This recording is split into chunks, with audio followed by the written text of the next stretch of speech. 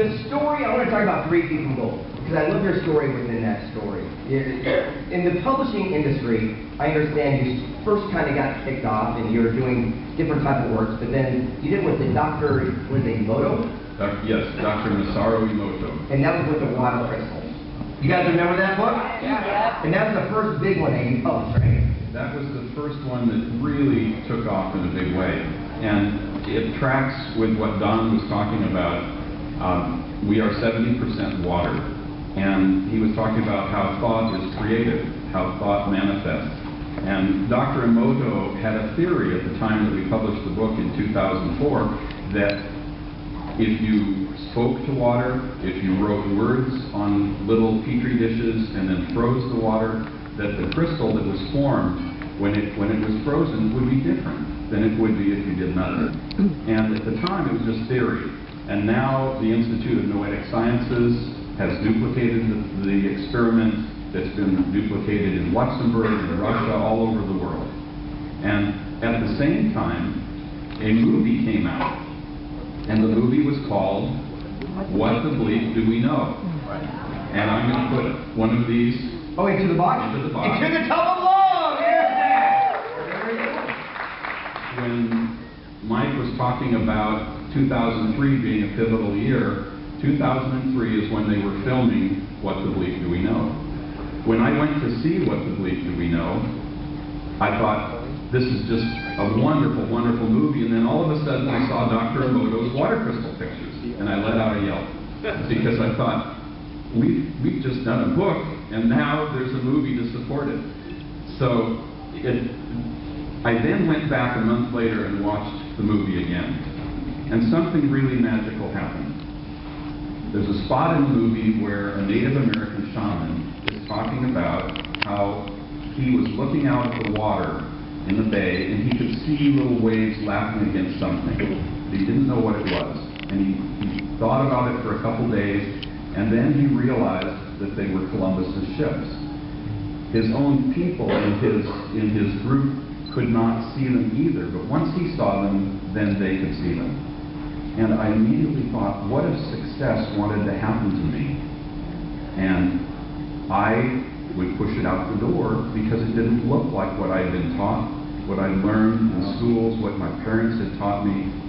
And it was at that moment that I recognized for the first time, and I was 1983, I would have been old. Older. How old was I? Was born in 44, so 39 years old. Well, let me ask you this. What you're saying is that the moral is success could have been right in front of you, yet you chose not to see it. Exactly. And we had a lot of struggle in our business by 2003. Has anyone ever had any struggle in business? All right, what's going on alone? So I went back and talked to my business partner, and I said, let's throw out all the models of success that we know. Let's just be open to success coming to us as an opportunity, and let's see what happens. A woman from Japan came to our company, and she didn't speak a word of English. She was an author that we were going to publish. And she said, through a translator, I have the ability to move energy in a room and in companies. And I've done this successfully in Japan when they had the mad cow scare. I kept 2 Kobe beef restaurants in business when all the others went out of business. And so I said, okay, go through our company and see what you can do. And she went through our warehouse, and she was kind of waving her hands around, and she came out and said, call me in a few months, let me know what happens. Within 6 months, our business doubled. She came back the next year, our business went up 50% again. So Can we get her to our house? So if there's one thing I can share with you, and I hope I can share other things that are important, it is that beliefs, they're wonderful. Examine them, look at them, and be willing to change them. Be open to things happening. Nothing happens in a closed mind. So I allowed myself to be open to something as weird as throwing out everything I ever knew, and we started fresh, and success came. That's amazing. Now, when the secret kind of literally fell on your doorstep, can you tell everyone the story behind that? Well, the backstory is that I think the universe wanted us to do that film. And I invite each of you to enroll the universe in being your partner. So a man called me. He was a doctor who was involved in multi-level marketing. He sold weekend magnets. And if he was as close as I am to Greg, he would want to sell Greg something. And so we avoided him like the plague, because we had been sold a lot of things. So he called me, he said, I just watched a movie called The Secret. I think you should really see it. And I said, oh, that's wonderful. And he called a week later. He said, I'm getting in my car. I'm bringing you this movie called The Secret. I said, I'm getting in my car and I'm leaving the state. So I then got on an airplane and flew to New York to meet the company that was to become our publishing partner, Simon & Schuster. I got as far as Chicago. A snowstorm in New York stopped us. And I got in an elevator, and there was a woman who was just beside herself, and she said, I'm going to New York, and all my appointments are going to be canceled because of the snowstorm. I've worked on these for 6 months. And I said, well, when one door opens, another closes.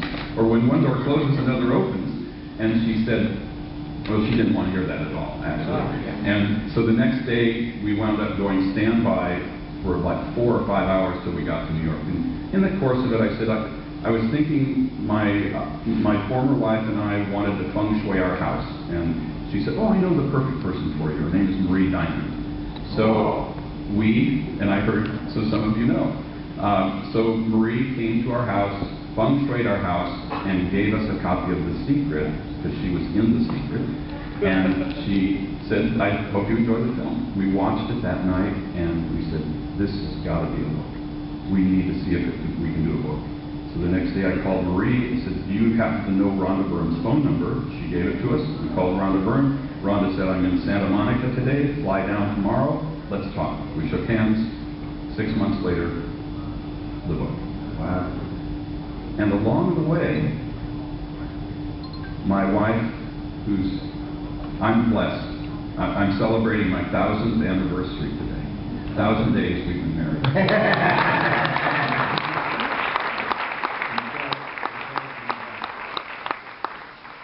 Michelle and I were with the producers of The Secret going to the first screening. Maybe it was the only public screening that they did. It was near Lake Tahoe. And Michelle was the marketing director at our company, Beyond Words Publishing. And Michelle turned to one of the executives and said, you know, I've had a lot of people ask if we could sell, a lot of bookstores asking if they could buy The Secret DVD from us. So Michelle asked, and this is, you've heard, Laurel said it, it's your chance, is to ask. So she asked the producer of The Secret, would you allow us to buy DVDs from you and sell them to bookstores? And he said, you mean you would do that? Now, when opportunity comes, it's important to ask. How many of those DVDs did you sell? Michelle by herself sold 500,000. Wow. I let her buy 50 initially, and that lasted an hour. And then she came to me and said, she thought I was crazy. So I said, okay, we'll buy 100. And it wasn't long before we were selling them 10,000 at a time. So opportunities, some of you may have heard me say this, that opportunities are like garage sales. Just have to watch for the signs. There's one around every corner. And when opportunities come to you, take a risk, ask the question, walk through the door. I stand in possibility. My whole life, I'm knee-deep in it, sometimes up to my shoulders in it, and I'm not afraid to take a risk. And you've also come from times where the publishing company was kind of having some challenges. I mean, massive, major challenges. So why don't you share everyone the story with your little attorney business? Well, challenges would be an understatement. In the past 4 or 5 years, I'm sure if I asked for a raise of hands, how many of you have faced any type of financial challenge in the last 4 or 5 years? In 1983, when we started Beyond Words Publishing, we produced the 2 most award-winning photographic books that had ever been done in history, and we created $2 million in debt. And through a series of seemingly random circumstances, we managed to produce twice as many books as we had orders for, and then we had $2 million to pay back, and really no prognosis of how we would do that. We loaded books in our car, we drove through the state of Oregon, the state of California, selling them bookstore to bookstore, but it wasn't enough. And so for the next 20 years, until 2003, I was in debt, and I spent at least half of every day talking to creditors. Wait, half of every day? At least half of every day. Wow. And I went to banks, I applied to 26 banks and got turned down by every one of them. And finally, at first I cried. I thought, we're good people and we make good books. But the banks, they looked at our debt load and they didn't want to work with us. And so I learned a phrase which was next. I would just say to my partner, next. Because I didn't make it mean anything. I knew who we were. And if somehow the bank didn't, so you did not give energy to the negative? I did not give energy to the negative at all. And finally, my attorney and accountant, after about 17 years, said, this is crazy for you and your business partner to have to do this all the time. I recommend that you meet with this gentleman. He's a bankruptcy attorney, and I've arranged an appointment for you. And so we went. And the attorney said, after looking at our financial statement, you're going to have to really bankrupt. You're going to wipe out the debts, but you're going to have to bankrupt your family who've loaned you money. You're going to lose your home. You'll lose your business. And by the way, I need a $30,000 retainer to help you. And so we thanked him, walked out of the room, and I looked at my business partner and I said, if we had $30,000, I have people that offered me 10 cents on the dollar if I would pay them that and wipe out the debt. So I thought, gee, I could pay off $300,000 in debt. I could still have $1.7 million to go. I'd be on the way. And what I did was, our mission statement as a company is inspired to integrity. When you have a mission statement like that, if something is out of integrity, it comes right up in your face every day. And so I talked to everybody that called me, and I also did my best to pay a little bit, as we could, to everybody. Thank you. So it took time, took a long time, but in 2003, in January of 2003, our banker, at that point, we got an SBA loan. The 27th banker said yes. A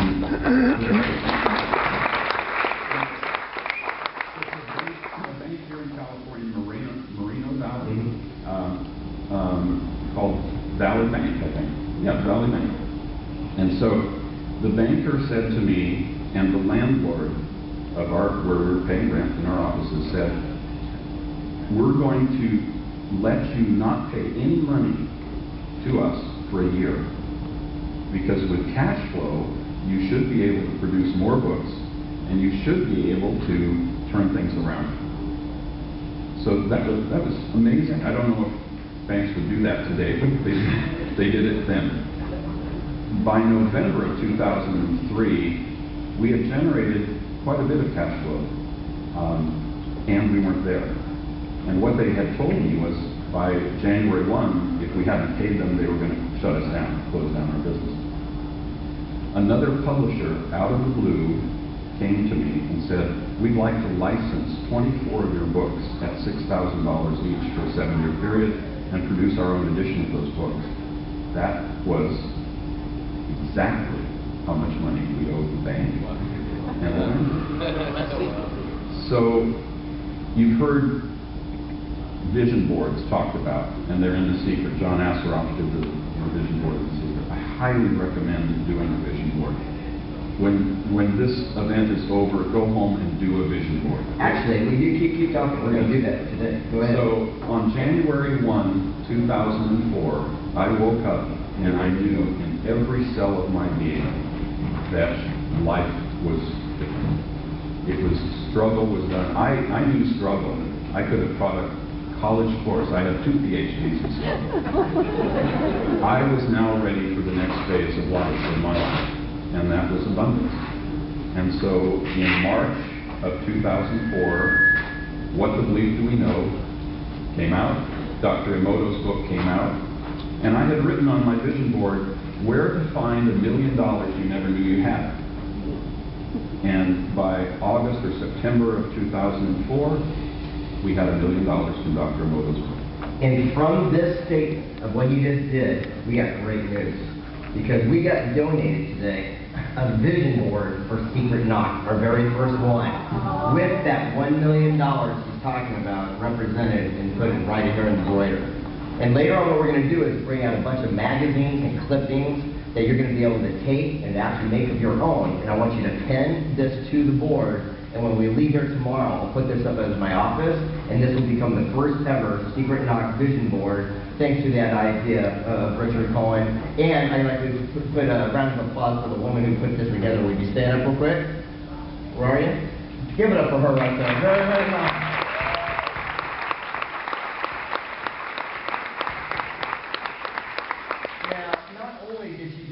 But she also did the embroidery for my wife's wedding dress, just so you know. So for someone that you definitely want to get to know.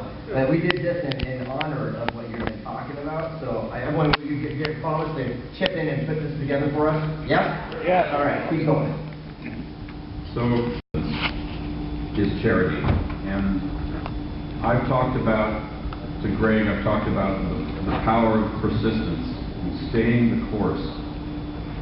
Not everyone would do 20 years of debt and stay that course, and I did. There was really no light at the end of the tunnel that I could see, and no prognosis, as I said, that we'd ever be able to pay it back. And we just kept going and did the best we could. And what gave you that spark? I mean, what made you keep pushing on when things were so challenging? I think that it's probably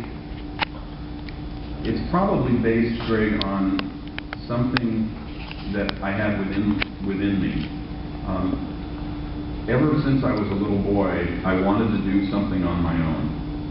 And for those of you who know Joseph Campbell, you know that in the hero's journey, the heroine's journey, you get a call, you feel something. Either, I mean, it could actually be a call, or someone tells you, you'd be really good at this, you could do this. And I just had this desire inside myself to do something. I didn't have inside me a desire to fail. And I lived by 3 words: hope, faith, and conviction. Wow. Hope, when I was 10 years old, and we were playing in the state championship softball tournament, and I got up to bat, my whole team batted all the way around, I struck out. They batted around again, I struck out. Now I'm in the on-deck circle, and I'm crying, because I didn't want to go through life remembering that I had struck out all 3 times. Fortunately, the guy ahead of me, I was just praying, he struck out.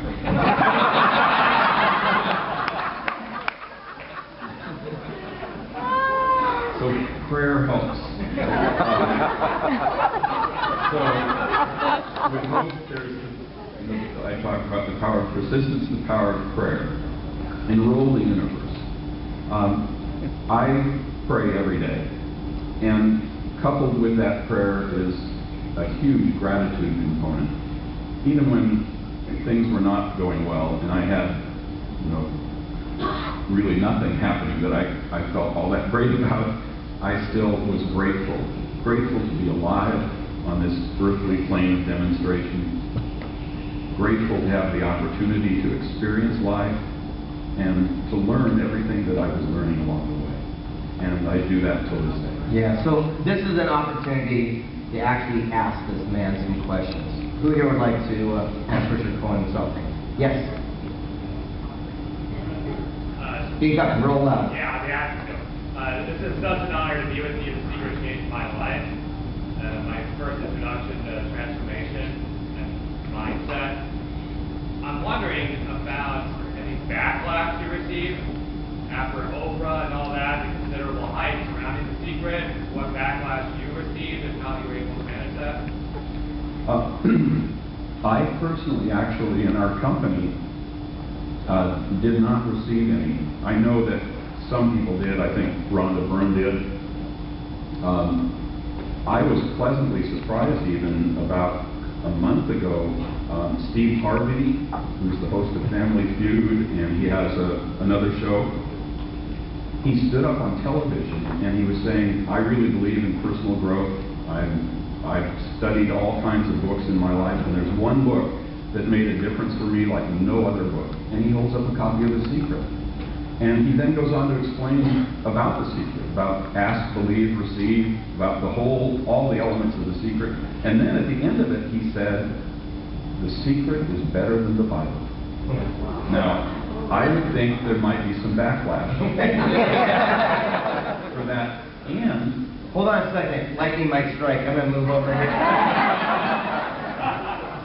but he said, so after that, the secret film producers called me and they said, this is like 2007 again. The book just took off. When we were talking about, or when Greg was talking about New York Times bestsellers and Michael was talking about it, The Secret, I think it's 381 weeks or something like that it's been on the New York Times. Right now it's down off of it right at the moment, but when Steve Harvey said that, it went right back up again.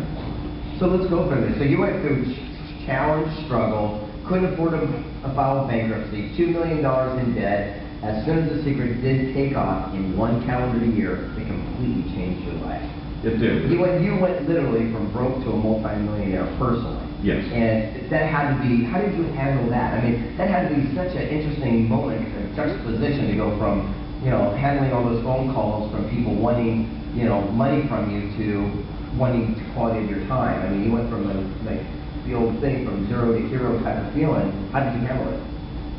It actually wasn't hard. I didn't mean that position. It sounds like I said that, but I didn't really mean it that way.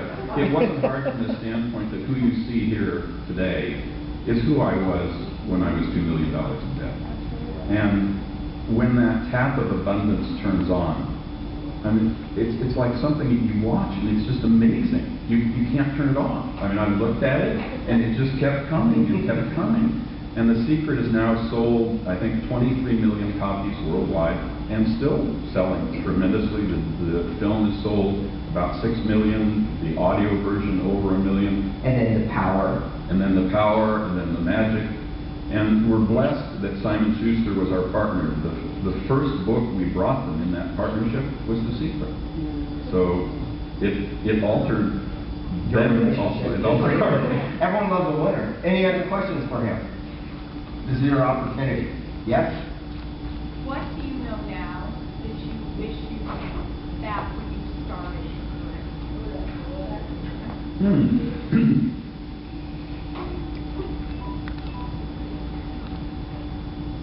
I certainly know that thought is creative. And I've seen it, I mean, we live our lives that way, the law of attraction and action. If some of you are familiar with Esther Hicks and Abraham, Abraham talks about how when you speak a thought, when you write a word, when you put something out that you want in life, there's something that's called vibrational escrow. And those thoughts just literally sit with you. You could ask for anything that you wanted. You could hope for anything that you wanted. And it will just stay with you as an unfulfilled promise until you are a vibrational match for what you want. And so learning that alone helped me tremendously. And I'm very careful about what I say, what I think. I know there are people that wonder why their cars are covered with bird doo-doo, and if you listen to what they say, S-H-I-T is a common expression that comes out. So, Yes. Where do you want to go? Because we've been talking about past. Mhm. So where do you want to go next? What's next on your horizon? Where are you going next? I would recommend, if you haven't, that you each take some time and write out what your purpose in life is. My purpose in life is to help source and disseminate information that can help make a difference in people's lives. I could easily retire. I'm chronologically over retirement age. And I'm having more fun and enjoying life more than I ever have, and finding wonderful, wonderful material. And the other important thing is to be a nonstop learner. Someone said to me once, "You never learn less." And I don't have a Facebook page myself. I have employees that do that for our company, and tweeting, and so I also want to learn all of the new technologies and hire great minds who know how to do these kinds of things that can help bring information in the way people want to receive it.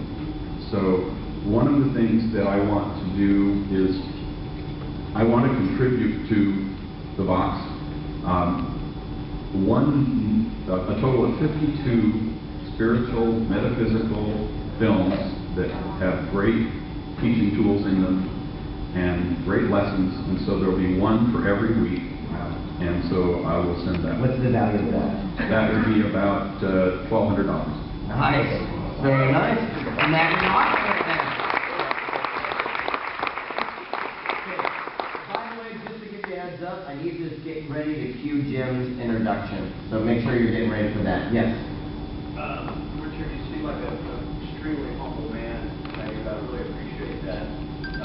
Through your struggles, looking back now, are you thankful for going through those struggles? I mean, would you have changed that all? Would you rather gone straight to success, or are you glad for the struggles that you went through? I want to answer that question for you. As soon as the success started coming, yes, he bought a house in Beverly Hills. You know, he went up there to do that. However, him and Michelle spent all their weekends going to garage sales and going to flea markets, and they furnished their entire house with stuff that they bought hunting. It was always the chase and the progress and the looking of the appreciation of beauty, of giving life to something that something else was going to throw away.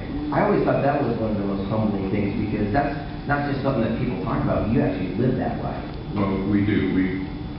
I had, by employment background, I'd been in the family furniture business, retail furniture business, and manufacturing furniture business. So for me to go to a garage sale to buy something, it just would have never happened, because I could get from the furniture store anything I wanted. And then my lovely bride, Michelle, took me to a garage sale, and I was fascinated. It became really almost a social experiment to see what life was like for people, what they were giving away, throwing away. And I also looked at books. And in 4 years in Los Angeles, I went to 6,000 garage sales. We found 4 copies of The Secret, and I bought them.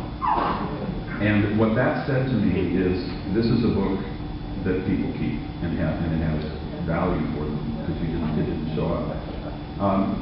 And in answer to your question, I wouldn't trade any of the experience that I've had. I've learned so much in life from that. Learned about the strength that I have as a human being, and learned about the caring of others, because it took, if you have 3 companies that all don't like you and you owe them money, they can actually put you out of business. They can force you into bankruptcy. But nobody did. Instead, they all agreed to work with us. Some of them forgave part of the debt. So it is, I'm blessed to be here today to be able to share what I've learned, and all those people along the way who helped me. It made a huge difference for me. Okay, one last question. Yes.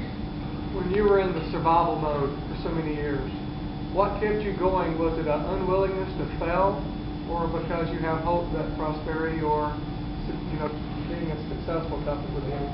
Well, I mentioned the 3 words, hope, faith, and conviction. And it was a combination of all three. I had hoped that I could start a business and do it successfully. I had faith that I had the skills and tools and that I would be open to learning, and I had the conviction to stay the course and see it through. Along the way, a lot of people helped me. My mother, when I couldn't make payroll, she was 88 years old, would walk with her cane across to the bank, deposit money so that I could make payroll. Another publisher got cash on his Visa card and gave it to me so we could make payroll. That other publisher I mentioned who stepped up and bought all of the rights to our books for a period of time. So there's been a lot of divine intervention in my life, a lot of universal support, and a lot of prayer. And I'm here because as a result of all of those things combining into one. Ladies and gentlemen, put your hands together for Cohn.